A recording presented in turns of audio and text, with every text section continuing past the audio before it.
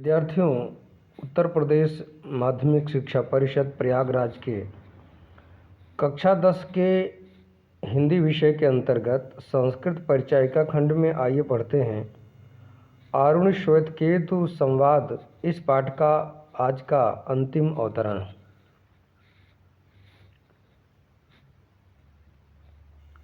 पाठ पढ़ने से पूर्व आपसे निवेदन करेंगे कि आप इस वीडियो को अधिक से अधिक विद्यार्थियों में शेयर करें। जितने नए विद्यार्थी हैं वो इस चैनल को सब्सक्राइब करें। वीडियो पसंद आए तो लाइक करें और अपने सुझाव कमेंट के माध्यम से बताने का कष्ट करें। आज हम द्वितीय अवतरण को देख रहे हैं, यानी कि इसका अंतिम अवतरण। यथा सौम्यकेन नख निकृन्तनेन सर्वं कार्षणायसं विज्ञातं स्याद् वाचारम्भणं विकारो नामधेयं कृष्णायसम् इत्येव सत्यम् एवं सौम्ये स आदेशो भवति इति। यथा सौम्यकेन लोहमणिना सर्वं लोहमयं विज्ञातं स्याद् वाचारम्भणं विकारो नामधेयं लोहम इत्येव सत्यम। आइए इसका शब्दार्थ देखते हैं। प्रस्तुत अवतरण में आरुण अपने पुत्र श्वेतकेतु को ब्रह्म ज्ञान के विषय में बताते हुए लोहे का उदाहरण दे रहे हैं। आइए देखते हैं शब्दार्थ किस प्रकार से निकल के आ रहा है। यथा जिस प्रकार, सौम्य हे सुकुमार, एकेन एक, नख निकृन्तनेन नाखून काटने वाली नहन्नी। निकृतन का मतलब होता है नहन्नी, जिसे आप नेल कटर कहते हैं। नख निकृन्तनेन नाखून काटने वाली नहन्नी से सर्वम सभी प्रकार के, कार्षण आयसम काले लोहे अर्थात खरे लोहे। ध्यान दीजिएगा, खरा लोहा का मतलब ये हुआ, काला लोहा या खरा लोहा का मतलब ये हुआ कि उसमें धार जो बनती है बहुत दिन तक चलती है, जिसे किसान लोग पक्का लोहा के नाम से जानते हैं। तो बाकी लोहे से यदि नाहन्नी बनेगी तो नाखून काटने पर वह मुड़ जाएगी, लेकिन जो कठोर काला लोहा होता है औजार बनाने में वही प्रयोग किया जाता है। यानी कि जितने भी तेज धार वाले हथियार हैं सब काले लोहे से ही बनते हैं और वो कठोर होते हैं, उन पर धार बहुत दिन तक चलती है, बहुत तेज होते हैं, अर्थात उनसे कठोर से कठोर चीज़ आसानी से काटी जा सकती है। इसलिए यहाँ उदाहरण काले लोहे के बने हुए नाहन्नी का दिया जा रहा है। नख निकृन्तनेन नाखून काटने वाले नाहन्नी से सर्वम सभी प्रकार से, कार्षणायसम काले लोहे का विज्ञातम ज्ञान हो जाता है। अर्थात एकमात्र लोहे को देखकर खरा लोहा आप परखना सीख जाएंगे कि खरा लोहा इस प्रकार से होता है। वाचारम्भणम कहने के लिए वाणी का जो अलग अलग नाम है, विकारः नामधेयम, वो केवल उसका विकार रूप है, अर्थात अलग अलग नाम हो सकता है। वाचारम्भणम वाणी का विषय, विकारः अलग अलग बना हुआ रूप, नामधेयम अलग अलग नाम के रूप में कहा जाता है, लेकिन सच्चे अर्थों में वो काला लोहा पक्का लोहा ही होता है। ध्यान दीजिएगा, यहाँ ये कहना ये चाह रहे हैं कि जिस प्रकार से खरे लोहे को पहचानने के बाद आप ये जान जाते हैं कि ये पक्का लोहा, ये काला लोहा है, इससे औजार बनाए जा सकते हैं। अब उसी से चाकू बनाया जाएगा तो उसे अलग नाम देंगे, अलग वाक्य से बोलेंगे ये चाकू है। उसी से कैंची बनेगी, लोग उसे अलग नाम देंगे। उसी से और हथियार बनते हैं, और भी औजार बनते हैं, उन्हें अलग नाम दिया जाता है। लेकिन सब की जड़ में क्या होता है? खरा लोहा होता है। यानी जितने भी धार वाले होंगे सब पक्के यानी काले लोहे से ही बनेंगे। तो जिस प्रकार से एक काले लोहे को जानने के बाद सारे काले लोहों का ज्ञान हो जाता है, और वाचारंभण अर्थात वाणी के जितने भी विकार हैं, वाणी के जितने भी विषय हैं, विकारा नामधेयम, वो अलग अलग नाम वाले कहे जाते हैं। जबकि कृष्णायसम काला लोहा सत्यम इत एव, सत्य रूप में यही होता है। यानी कि वास्तव में खरा लोहा सभी जगह होता है, यही सत्यता है। सत्यमेव, यही सत्यता है।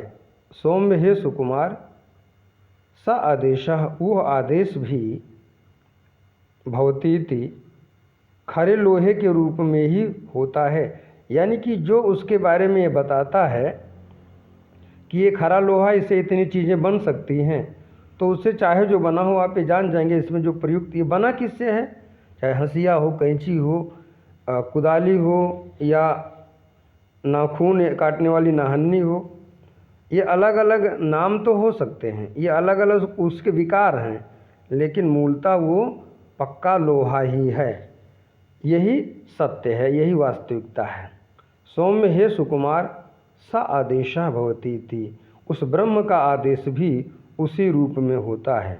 उससे बने हुए संसार में जितने भी लोग, जितने भी प्राणी, जितने भी जीव इत्यादि जो कुछ भी हैं, वो सब अलग अलग नाम वाले हो सकते हैं, लेकिन सबके अंदर जो ईश्वर व्याप्त है वो एक ही है। वो सब में अलग अलग होते हुए भी एक ही होता है। जैसे लोहे से बनी हुई अनेक चीज़ें कुछ भी कही जाएं, लेकिन मूलतः वह लोहा ही होती हैं। शब्दार्थ में हमें इतना बताना पड़ा है क्योंकि इसमें दार्शनिकता छिपी हुई है। यथा जिस प्रकार सौम्य हे सुकुमार, एकेन एक ही लोह मणिना, लोह मणि से, यहाँ भी उसी शुद्ध लोहे की बात की जा रही है।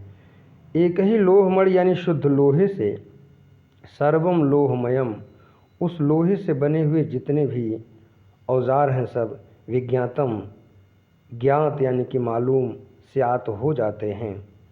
वाचारंभणम, वाणी के विषय, विकारा नामधेयम, अलग अलग नाम वाले होते हैं। विकार का मतलब है अलग रूप में बन जाना। जैसे लोहे को पीट करके तलवार बनाना, तो उसका वो बदला हुआ रूप है, विकार है। जैसे दूध से दही बनना, तो दूध उसका मूल है और दही उसका विकार है। तो वाचारंभणम, वाणी के विषय, विकारा नामधेयम, अलग अलग नाम वाले होते हैं। लोहम इत एव सत्यम, सच्चाई तो यह है कि लोहा लोहा ही होता है। अब इसी के माध्यम से और आगे बात कही गई है, लेकिन यहाँ ही समाप्त हो जा रहा है। तो आगे के उपदेश में बताया गया है कि वह ब्रह्म अलग अलग रूप में, अलग अलग प्राणियों में भले दिखता है, लेकिन वह ईश्वर एक ही है। आइए अब इसका संधित पद देखते हैं। यथा जिस प्रकार सौम्य यानी सौम्य धन एकेन, यहाँ पर वृद्धि संधि की गई है। नख निकृंतनेन, नाखून काटने वाली नाहन्नी, यहाँ पर समास किया गया है और कर्मधारय समास बनेगा। कार्षण आयसम काला लोहा, दीर्घ स्वर संधि लगी हुई है, दीर्घ स्वर संधि। स्यात धन वाचारंभणम, यहाँ पर जस्तु संधि है। वाच यानी वाणी के रूप में, आरंभण मतलब बोलना या कहना, वाणी का विषय। कृष्ण आयसम, यहाँ भी वही दीर्घ स्वर संधि है। सत्यम इति एव, यहाँ पर यड़ संधि है। यही शब्द आगे फिर मिल रहे हैं, सौम्य धन एकेन और वाचारंभणम, इसलिए विकारों का जब हम विच्छेद करेंगे तो विकारः बन जाएगा, और नामधेयम से जुड़ने के कारण विकारः धन नामधेयम को जोड़ते हैं तो यहाँ पर विसर्ग संधि होती है। लोहम धन इति धन एव, यड़ संधि की गई है इति धन एव में। आइए इसका हिंदी अनुवाद समझते हैं।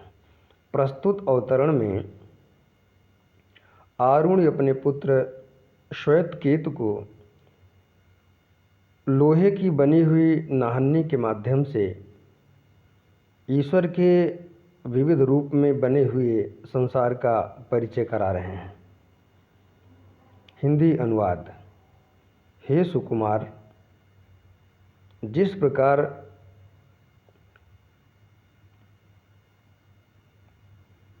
खरे लोहे से बनी हुई एक नाहन्नी से सभी काले लोहे का ज्ञान हो जाता है, उससे बने हुए अलग अलग नाम वाले औजार वाणी के विषय के रूप में अलग अलग होते हैं, अर्थात उससे बने हुए अलग अलग औजार शब्द के रूप में अलग अलग कहे जाते हों। खरा यानी कि काला लोहा ही सत्य है, अर्थात सब में वो काला लोहा होता है। हे सुकुमार, उसी प्रकार उस ब्रह्म के विषय में उपदेश भी होता है, अर्थात वो अलग अलग रूप में होने के बाद भी एक ही है। हे सुकुमार, जिस प्रकार से एक लोह मणि से सभी शुद्ध लोहे ज्ञात हो जाते हैं, मालूम हो जाते हैं, उससे बने हुए अलग अलग नाम वाले जितने भी विकार हैं वो वाणी के ही विषय हैं, अर्थात वो केवल शब्द के रूप में बदले हुए दिखते हैं। सत्य तो लोहा ही होता है। उसी प्रकार संसार में जो कुछ भी है वो ईश्वर का ही रूप है, भले ही उसके अलग अलग नाम या रूप दिखते हों। विद्यार्थियों, आज यहीं तक, और एक बार फिर आपसे निवेदन करें, थोड़ा सा क्लिष्ट है क्योंकि ये वैदिक साहित्य से आया है। हर शब्द का अर्थ नोट करके समझिएगा, दार्शनिकता भी समझने का प्रयास कीजिएगा। वैसे उदाहरण देकर के बात समझाई गई है, बात समझ में आ जाएगी। एक बार फिर बता दें, संक्षेप में आप ऐसा समझ सकते हैं कि संसार में जो भी संसार की चीज़ें दिखती हों, उनको ये देखिए कि ये किससे बना है। तो भले ही कई खिलौने, कई प्रकार के वस्तु आपके सामने रखे गए हों, लेकिन उसमें एक समानता दिखेगी, वो एक ही चीज़ से बने होंगे। जैसे लोहे के बने हुए तमाम खिलौने, लोहे के बाद अब खिलौने प्लास्टिक के खूब मिल रहे हैं। प्लास्टिक के बने हुए हाथी घोड़े कुछ भी हों, लेकिन मूल में प्लास्टिक ही होता है। तो दिखने में अलग अलग दिख सकता है, अलग अलग नाम हो सकता है, लेकिन जड़ में क्या होता है, मूल में होता है जिससे वो बना होता है, मूल धातु जिसे कह सकते हैं। तो संसार भले ही अलग अलग रूप में दिख रहा है, लोग भले ही अलग अलग जीव में दिख रहे हों, लेकिन सबके अंदर उस ईश्वर का निवास है और वही सब कुछ दुनिया को चला रहा है। तो विद्यार्थियों, आज यहीं तक। शुभम भूयात्।